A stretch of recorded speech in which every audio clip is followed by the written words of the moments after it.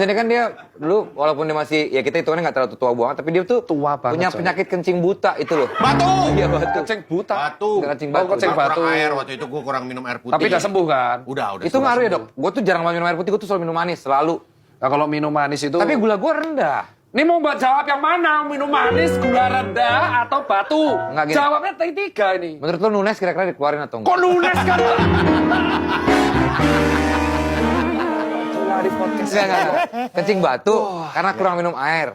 Nah itu kurang minum air putih itu efeknya emang gede. Ya, jadi biasanya itu terjadi pada pekerja-pekerja yang aktif di kantoran atau industri kreatif. Jadi kita kerja terus lupa minum air putih. Akhirnya kan banyak kristal-kristal garam karena gaya hidup ngumpul di kandung kemih. Karena gue asam urat juga dok. Nah itu kebetulan jelas, dari biasanya urat. itu asam urat jadi kristal. Kok jago lu ya? Nah, dia cek ke dokter. Gue tuh melaut juga. Cum laude. Ya kan dia cum laude, kalau gue melaut. Jago itu. Jadi memang betul karena asam uratnya tinggi, itu malah potensi membentuk kristal asam urat di ginjal. Jadi bentuk staghorn-staghorn. Air putih sehari 2 liter harus. Tergantung berat badan, 30 mili per berat badan. Dan tergantung aktivitas. Iya. Tergantung aktivitas. Misal kamu kerja gitu yang membutuhkan suhunya panas, terus dehidrasi, itu bisa lebih dari 35 mm. Kalau berat badan gue 64 kilo, berarti butuh berapa air putih? Kalau normalnya ya 1,8 sampai 1,9 liter. Oh. Normal. Tapi kalau misal kau lari-lari dari sini sampai HI, pengen sehat, nah itu bisa tambah Bisa 1,5 kali lebih. lipatnya. Iya. Gue pada saat itu ya ada asam urat dan gue lagi demen sepedahan banget tuh. Oh ya, pas Lagi zaman sama itu Tora ya. tuh sepedahan. 2 tahun lalu dong. Iya, habis covid. Iya.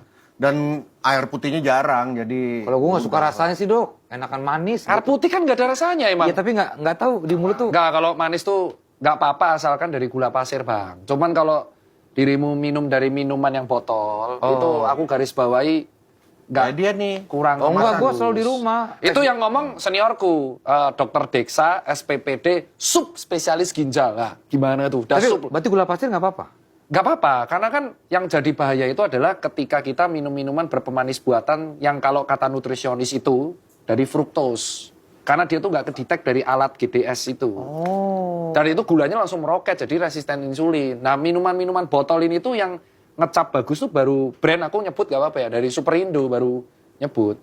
Baru dari stage 1, 2, 3, 4. Jadi yang bahaya tuh minuman botol berpemanis itu. Dan kita tuh sebenarnya dapat gula dari nasi, bro. Kan Iya. kita makan nasi. Ya, tapi gue cuma sekali makan nasi sehari. Oh iya, Bu. Iya, gue sisanya malam gue makan sayur. Aku gak percaya kau Loh, bisa. bener. Memang karena gue memang lagi jaga berat badan. Nasi kan? dia, malam lemper aja paling. Bukan sama juga. Kagak, malam gue nasi goreng. Itu berarti diet sehat. Nggak tahu, dulu gue sempet bahkan ngekat gula sama sekali. Dulu minum cuma air Bagus kelapa dong. Terus? Cuma karena gue ganti manisnya pakai air kelapa tuh. Air kelapa hijau atau kelapa. Jadi hidup sehat dong berarti? Sekarang udah enggak, sekarang minum manis terus. Oh, kok gimana sih? Kok malah... Ya dulu. Dia berubah-berubah Waktu terus, diet. dong. Nggak konsisten ya Anda ini. Iya. Anda belagu lama-lama ya?